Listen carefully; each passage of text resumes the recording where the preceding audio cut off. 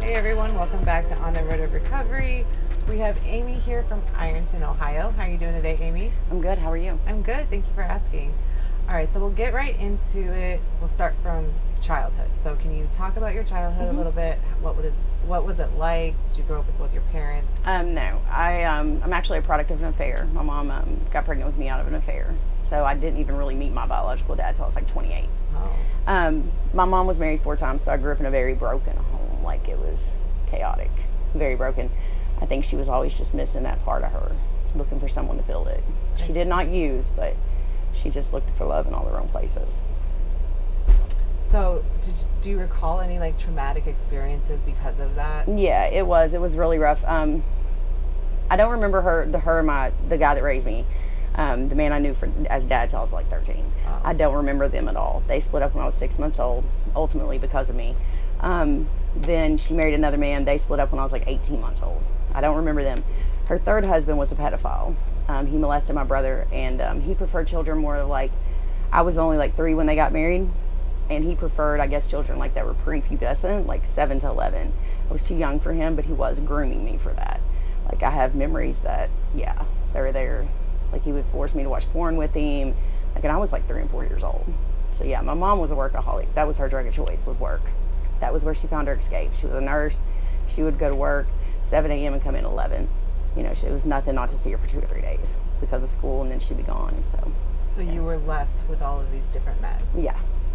Did you ever seek any kind of outside counseling for those kind of events? Yes, actually, I was in trauma therapy for about 4.5 years. Did it help? Yeah, it did. It also helped me find a lot of me because most people don't realize it, but you know, even if you're not with a pedophile or you're not with someone like that, you will continue those abusive, unstable relationships if you don't stop it. Your kids know what they see, right? You know, and all I seen was these toxic situations my mom was in.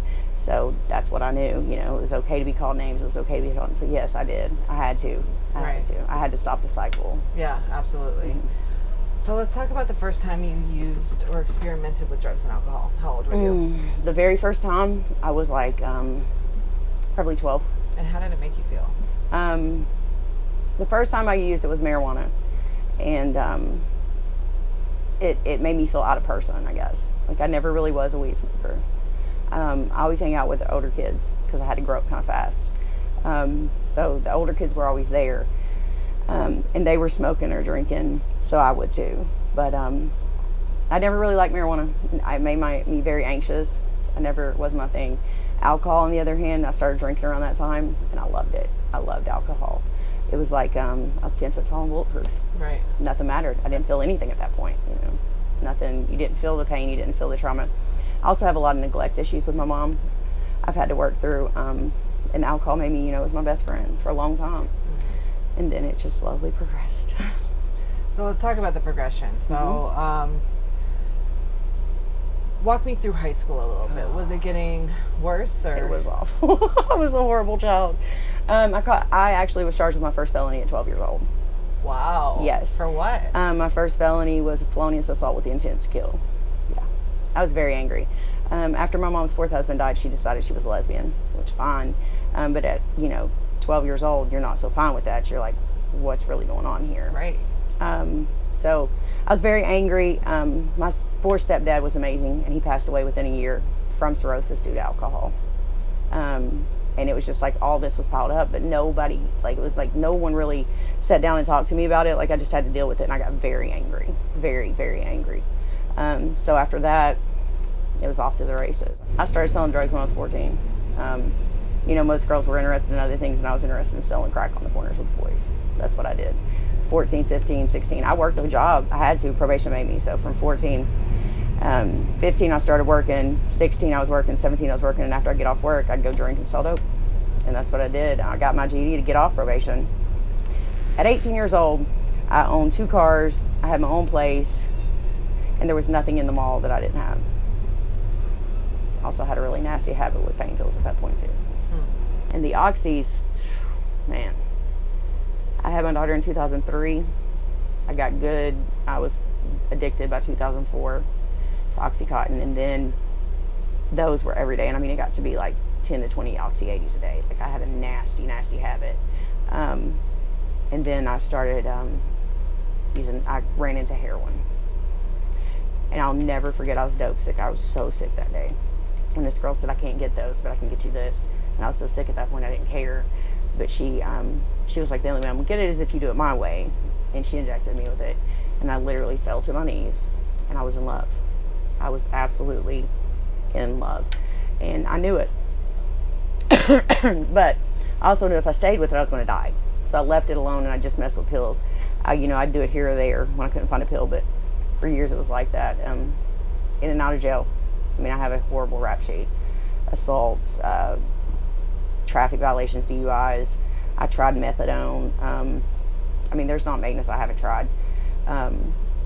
Then in about 2011, the pill mills and everything started shutting down. Mm-hmm. So the supply ran out, and I got real strung out on heroin. That was the only time in all my years of using that I actually took my daughter to my mother and said, I can't do this. I can't take care of me right now. Can you please? And she did. She did. It was crazy. But that, I was strung out so bad. Yeah, it just continued. And then on to November 1st, 2013, I was walking my dog. It was like 6:30 in the morning. And state troopers picked me up on 3 trafficking charges. And my world stopped. Yeah, they set my bond at $50,000. I'll never forget the phone call. Never. I called my mom and I was like, look, I'm not getting out. It's 50 cash. And she said, oh my God. And she started crying. And I said, you need to find me a lawyer. And she did. She did. She was my cleanup woman. She enabled me so much just by cleaning up my messes. I never lost custody of my daughter because of her. She just cleaned them up. I didn't deserve my child. I was a crap mom for a very long time. And I was arrested. I did 9 months on home confinement. Completely, now I call it dry drunk syndrome because I was absolutely freaking miserable. But I was clean. I wasn't using, I wasn't drinking. It was the first time in 20 years I hadn't touched anything. Something every day. Alcohol, weed, something. It was the first time. And I sat there for 9 months alone with myself. And I was miserable. And I told my home confinement officer about 6 months into it, I said, either I'm going to get some help or I'm going to kill myself. Like, I can't live like this. I was horrible. I joke with my clients, but it's really true. I had almost all the characteristics of a sociopath when I was in active addiction. Like, I really didn't care. Like, I didn't want to die, but I didn't care. I didn't care if I hurt somebody. I didn't care if I was taking your kids' money. I didn't care if I was taking your kids, their milk right out of their hands. I didn't care. It was about me, my high, my fix. Whatever you could give me to benefit me. That's all I cared about. I was an awful person.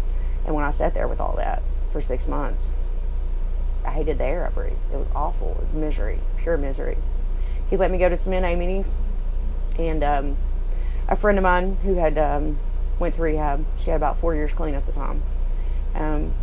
She guided me through, and I started working the steps. And by the time I went to my final hearing, I'd already worked step 1, 2, and 3. And I had accepted it. This was wreckage of my past, and I was going to have to clean it up. There was nothing I could do about it. I did it. I knew I did it. Whatever God seen fit, God seen fit. If I stay out to be a productive member of society, okay. If I didn't, I was going to prison. It was what it was. And they put me in drug court. And I learned how to adult real quick. No more sleep until 11. You got up at 5. It was hard. It was so hard. I seen the judge. I stayed busy. And I think that's what's kept me clean this long. Is like I learned how to stay busy and stay productive. I tell people all the time, you can't get idle time. There's no such thing. Like, find something to keep you busy because that brain is dangerous. For sure. It is. So, you sort of explained it really well, but for someone that's never experienced the mental obsession, can you describe it for me? Yeah. The mental obsession is sitting there knowing you have no food, knowing you have no clothes clean, knowing that everything's piled up against you, sitting there in the corner so sick you don't want to move, and feeling like you absolutely will die if you don't get that next fix, that you would rather take and walk 10 miles to get one hit than to sit there sick another minute, because your brain is convinced you're going to die. So you said you've been sober over 7 years? It's like 7 and what is this? This is maybe 7 years, 10 months, and 29 days. It's my daughter's 18th birthday. Congratulations. So what do you do now to maintain your sobriety? Oh man, I'm active in NA. I still have a sponsor and I still work steps. Step 1, 2, and 3 on a daily basis. You know, I'm an addict. I have no control. Please take my will in my life and guide me in my recovery. You know, that's before I even hit the floor. I meditate. I don't get a lot of time to myself at all now because I have a 2-year-old and an 18-year-old. One's in college and one's still peeing in diapers. Like, I don't know what I did there, but yeah, so my time's from 5 to 6 a.m. I take that time even though it's still dark outside. I go outside, I drink coffee, have my time with, you know, God, and that's vital. I've done it since November 1st, 2013. It is what I have to do. My whole family, everybody knows that's the one bit of time. I don't care what I have to do. If I have to get up at 3, I'm going to get that hour. I do that. I have sponsees. I still actively work with them. I don't go to as many meetings due to COVID, and I got a 2-year-old and he's wild. It's just hard. It's hard, but I do actively still work the program. I work in recovery. You know, I work in treatment. Let me rephrase that. I work in treatment. I try to give back what was given to me. And I had to change everything. Yeah. You know, and I think that's what a lot of people don't realize. It's not just, oh, I'm gonna change where I live and I'm gonna change the people I run around with. No, I didn't get to change where I lived. I got clean right where I lived. Like, this is where I live. This is where I done all my dirt. I got clean right here. I had to change the way I viewed things. I had to change the way I did things. I had to change. I don't even make my bed the same. Don't wash dishes the same. Every little detail about my life had to change. And I asked an old timer who had like 29 years. I said, man, how did you get clean? How have you been clean this long? And he said, well, I only did one thing. And I said, what is that? He said, I changed everything. And I took that and I held on to it. And I literally have. I've changed everything. I don't view things the way I used to. I don't think about things the way I used to. I obsess over things, but you know, I had to. Those people that I got high with, if I see them out, and I still run into them from time to time, only a few even recognize me, you know, and only a few are still alive, I'll be honest with you. I was thinking about it the other day, and I was looking in my basic text, and I have the names of everybody I know that's overdosed. And I mean, there's pages on pages. It's insane. Wow. Yeah, it's insane. They're either dead, one's doing 16 years in the Fed, one's doing 25. I mean, wow. They're either dead in jail or completely strung out, the ones that didn't get clean. And then there's the few, I'd say 5 out of 50 that are clean now. It's tragic. It is. It's insane. So what about your relationships now? Oh, we don't do those. I leave those things alone. No. I have to.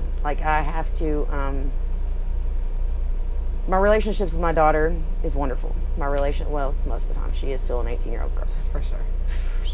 She's high maintenance. My relationship with my mom's better. My family's relationships, they're better. You know, there's still times that we'll spat, but I guess that's normal.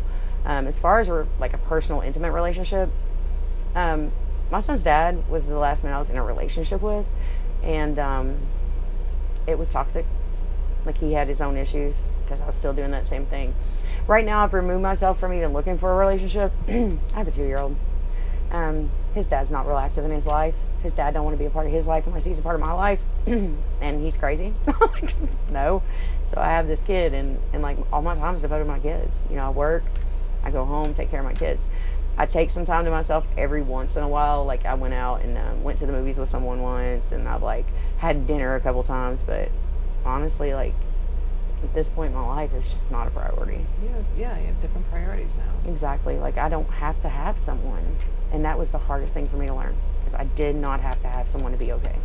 Like, I felt like I needed that. And I really don't. Well, maybe that's good for you then. It is. And my sponsor, she's, you know, we've worked on it a lot, because if I continued that cycle, I was going to end up dead. I wasn't just dating guys that just like knocked you around. Like, I was dating psychopaths that like would shoot at you. Like, his dad put me through it.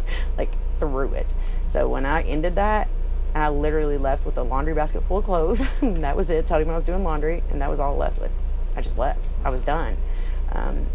And me and her talked just the other day, and she was like, how are you feeling about it? I said, I'm not ready. She said, well, I'm glad you know that. I do. I'm not ready. And I don't know that I will be anytime soon. I stay so wrapped up with him, and I work 40 to 45 hours a week, and then I have a 2-year-old, and then I have an 18-year-old, and I have a mom who's just had surgery. So like, I stay busy. There's no, like, Right. where am I going to fit you in at? Right. The 5 minutes I got to talk to you before I got to go to Right. bed, like, it's 10 o'clock. I need to go to bed. I'm old, I guess. I don't know. It's fine. That makes perfect sense. It does. though. Like, it was hard, but man, it's worth it. The peace. That's what I tell people. I'd rather be alone and have some peace than dealing with any of that. For sure. And people can be as addictive as drugs. Very true. So what dreams do you have that otherwise wouldn't have been possible? Just my dreams, literally, I'm living them. I'm watching my babies grow. I have a good job. You know, I've put blood, sweat, and tears into this career. You know, I've given it my all, and every day I get to see another little miracle. I have these magical God moments when I'm like, damn, this is real. This is real life right now. You know, it's a crazy wild ride, but it's wonderful. At the end of the day, the bad times don't ever outweigh the good. You know, like, I got this kid out here who, I mean, he's just happy Light with of their your balloon. life. I swear they are. I swear them two are. My daughter's 18 today, and he's like getting ready to turn 30. I get to be there for all that. Yeah. You know, that's something I never got to do. Right. So what have you learned from your addiction? Oh my God. What not to do, no. Yeah. I know what not to do to be successful. No, what did I learn? I learned true misery. I did. I learned what true misery was. And I'm a firm believer that all addicts have to become truly miserable before they're willing to change. We like getting high. Getting high is real easy.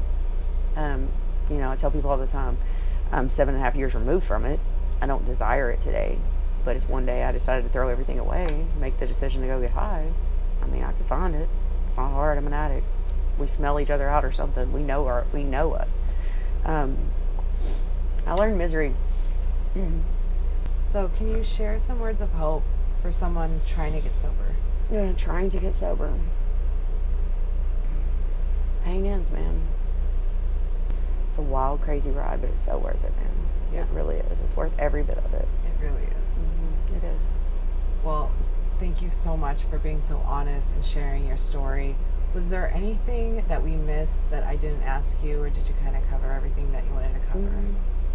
I think the biggest thing is don't run. If someone's really trying to get clean, stop running. Take your sneakers off and sit still. Just sit still. Learn how to sit still. Learn how to face things right now, man. I think that's the biggest thing. Remember, it's not always going to be like this. I don't care if you're sitting in a jail cell or you're sitting here, you're on probation or you're in rehab. It gets better. It really does. You know, that's at my worst. I never thought there was anything better than what I was living. And then this chain of events started happening, and really it was just because I wasn't hurting people no more and I wasn't getting high. Yeah. That's it. You know, good things happen. Right. I put out good, I got good back. Well, Amy, thank you so much for Thank coming you. out, sharing your story. And that story, your story, is going to inspire and motivate and help so many people. So I really appreciate it. Well, you're welcome. I had to rush to get here, to get him, rush back here. Had to go throw on some clothes. They're like, you're going to be a camera. No, I look a mess. No makeup on. I'm like, y'all not about to do that to me. It's fine. Well, you look It's beautiful. fine. Your story is amazing. Yeah. Thank you very much. Thank you, baby.